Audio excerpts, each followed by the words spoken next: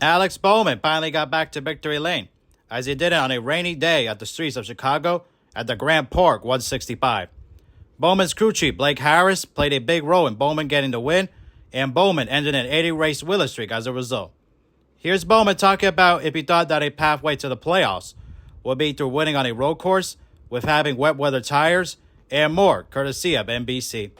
Man, I don't know. Anytime you go to the racetrack with Hendrick Motorsports, you got a shot. But first off, like we talked earlier, I have to apologize again to the 23 guys. Just messed up and trying to get my windshield wiper on, missed a corner and ruined their day. So I hate that. I'm still embarrassed about it, but we have a trophy to take home, and know it means a lot to this team. They put me in position to win the race, and man, I broke my back, had a brain injury, and we've kind of sucked ever since. And I didn't. You start to second guess if you're ever going to get a chance to win a race again. And last one we won, we didn't really get to celebrate. We're going to drink so much damn bourbon tonight. It's going to be a bad deal. I'm probably going to wake up naked on the bathroom floor again, but that's just part of this deal sometimes. So just thanks to Ally and everybody at Hendrick Motorsports, everybody that makes this deal go round, Mr. H and Jeff, and shout out to Chloe at home. She's at home with the pups. It's like the only race she's missed all year, so I'm sure she's pissed off at me for that one, but she's sitting at home with Huck, and yeah, excited to get home. It's going to be a good night. Bowman, who drives the 4800 Motorsports Chevrolet, got the 8th win of his career after he passed sports car great Joey Hand on lap 51. That was moments before Josh Berry hit the tire barrier hard in turn 2 of the 2.2-mile 12-turn road course, which put out the 5th and final caution of the race. The race was on a clock due to it being stopped for a while because of the rain after lap 25. It stopped for 1 hour, 43 minutes, and 1 second.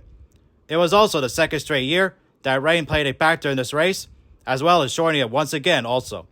The race had a deadline of 8:20 p.m. Central Time before 2 laps finished the race altogether. Bowman held off second-place Tyler Reddick in a race that was supposed to be 75 laps, but was shortened to 58 laps because of the delay and impending darkness also. Harris also got his first win as a crew chief when he kept Bowman out on the track with older rain tires after the final caution. Neither Christopher Bell nor Reddick were able to catch Bowman over the final laps, plus they started a number of positions behind Bowman on the restart. Both of them had slick tires and got those tires on lap 43. Bell's move to the front was stopped by a 5-car incident, and Reddick got into the wall and lost momentum on the final lap. Here's Reddick talking about what happened when he got into the wall, why he was catching Bowman, and more, also courtesy of NBC. Yeah, I mean, you pretty much said it. We were catching Alex by a large margin there, and I don't know. That puzzles me. I clearly just screwed up. Trying to stay in the dry groove, and I had more than enough room of dry groove, as I'm seeing right behind you, and just, yeah, I cut the wheel a little too hard. You know, just not focused enough, I guess. I knew I was going to get to him. I knew the earlier I could get to him, the more options I was going to have. It was going to get a little bit more slick offline beyond turn 8, and yeah, just didn't even give ourselves a shot to race him, unfortunately, with that. So hate it. Not what this Jordan Brand Toyota Camry's about. It's not what this team's about. We've got to start capitalizing and getting these wins. Bowman finished ahead of Reddick by 2.863 seconds as he got his first win since March 6, 2022 at Las Vegas Motor Speedway when Greg Ives was still his crew chief. Bowman was able to be in a position to win due to unfortunate things happening to some of the top contenders earlier in the race. Halfway through the restart on lap 25, which began stage 2, the outcome of the race changed a lot. Chase Briscoe, who was out of control in the Sporting Ford, slid toward the tire barrier in turn 6 and got the rear of the Chevrolet of defending race winner Shane Van Gisbergen. The contact sent Van Gisbergen into the outside wall, nose first at the exit of the quarter, and the car came to rest, and Van Gisbergen was unable to continue as a result of the contact. His retirement from the race opened the door for other drivers to take advantage. Here's Van Gisbergen talking about the incident and more. Just sort of turned in, looked pretty good, and then just got smashed by someone, Briscoe. The New Zealander said, who finished last and 40th. Just gutting. The car was really good. We were in the lead for a lot of that race, and, felt good taking off in the rain. That sucks, an unfortunate mistake by him, but I'm sure he didn't mean it. But yeah, when he just clipped me, there was nothing I could do. Of course, I'm disappointed. We had a pretty amazing Camaro there. I felt like I was driving well within myself. It's a shame to be out so early, and a shame we couldn't have a proper crack at it at the end. By the time Briscoe and SBG had their incident, Gibbs took the lead from Zane Smith, who stayed out on older wet tires, and Bell, who was the first one off of pit road during the stage break.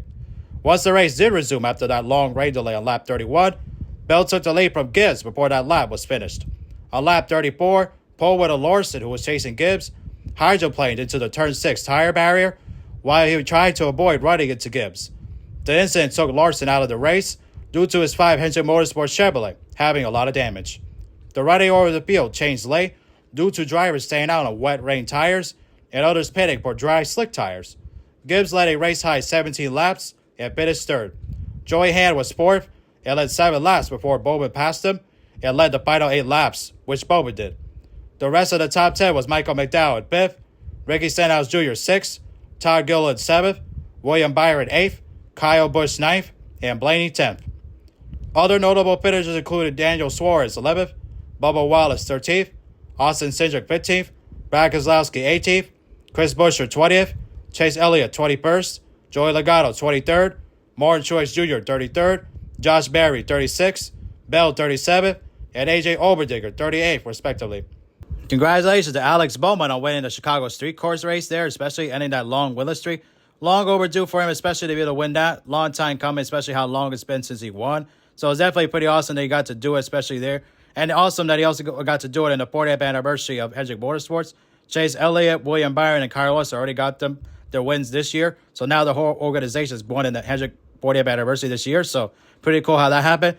Wherever Rick Hendrick was watching the race, I'm sure he was smiling to be able to see all 4 cars be able to get to do that. And obviously Bowman's in the playoffs as well. So that's a big deal there as well. I talked about Bowman wins before on the channel.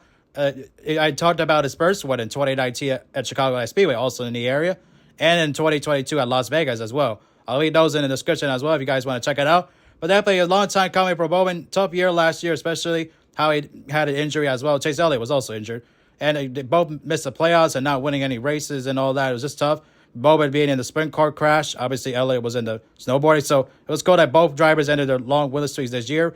But Bowman, like, especially how he was in this interview, how he did enjoy the last win, like he said there, and talked about like how like they were going to drink a lot of bourbon and be naked on the bathroom floor and all that. So definitely it was pretty cool that he got to get the win there, especially since he never won on a road course before either. So definitely that was a big deal for him to be able to win that, especially how he was the driver to get the 48 back in victory lane as well after a long like winless streak with like Jimmy Johnson not winning anymore. So Bowman did it again here, basically ended his own winless streak. So definitely a gutsy call by Blake Harris to do what he did there, especially. But that turned out to be the winning move, especially like how his tires were not good late in that race, especially because of the wet tires don't run well on the dry and all that. And the tires would definitely be like eaten up and all that. But he made a great call, especially Harris, to do that. Especially he had enough of a gap between him and Bell and Ty Gibbs and Tyler Reddick to be able to hold him off, especially there. But definitely Reddick, if he didn't hit the wall, he probably would have won that because he was closing fast.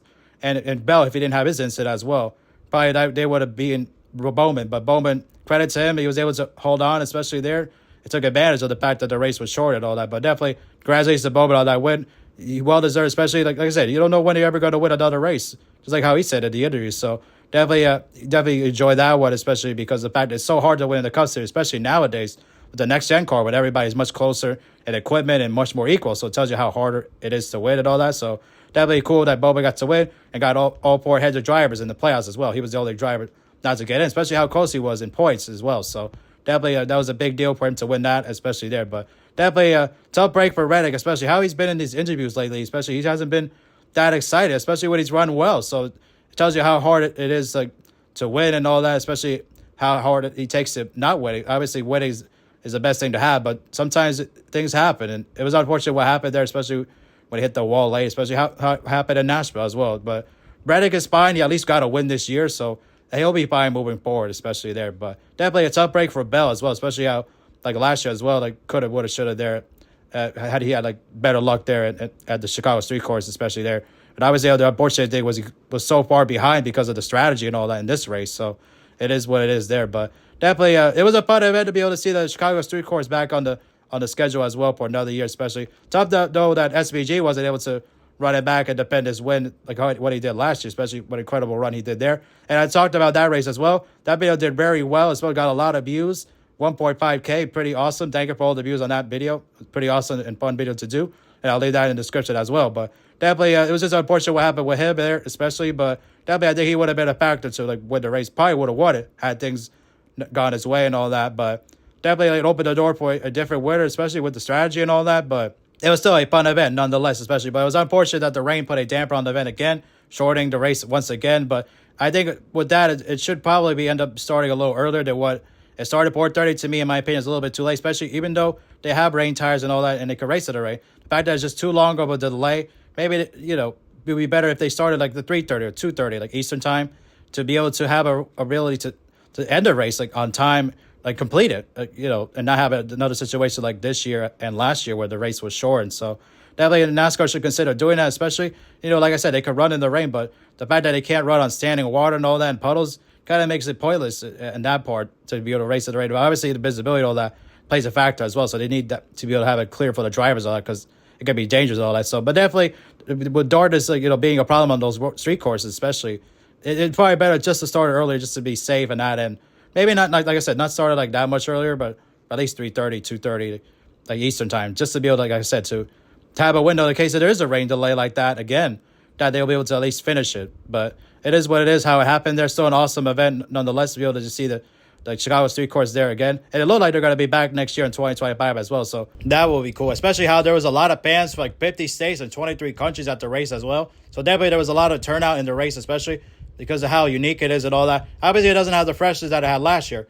No race ever does when it's already been held before. But obviously, what last year was so special because of the fact that it was an unknown and the fact that NASCAR never ran a street course race before. It tells you how unique that race was, especially how big of a deal it was as well, that it happened like that. But still a pretty awesome race no matter what, because of the fact that is on the street course, because NASCAR doesn't do this anywhere else. So it's still a pretty big deal there as well. But definitely the race got wild, especially there, like with the rain and all that. And then drivers like hitting the tire barriers and all, especially when it rains like that, putting a damper on the race, especially there. But it's still, like I said, pretty awesome, especially. But you expect stuff like that to happen when it does rain and all that to get wild. But it is what it is there, especially. But congratulations again to Bowman on winning the Chicago street course race. I've always liked Bowman, so it's pretty cool that he got to do that and end the winning streak as well. Anyways, hope you guys enjoyed. Don't forget to leave a like. And if you are brand new, subscribe. And we'll see you guys in the next video. Peace.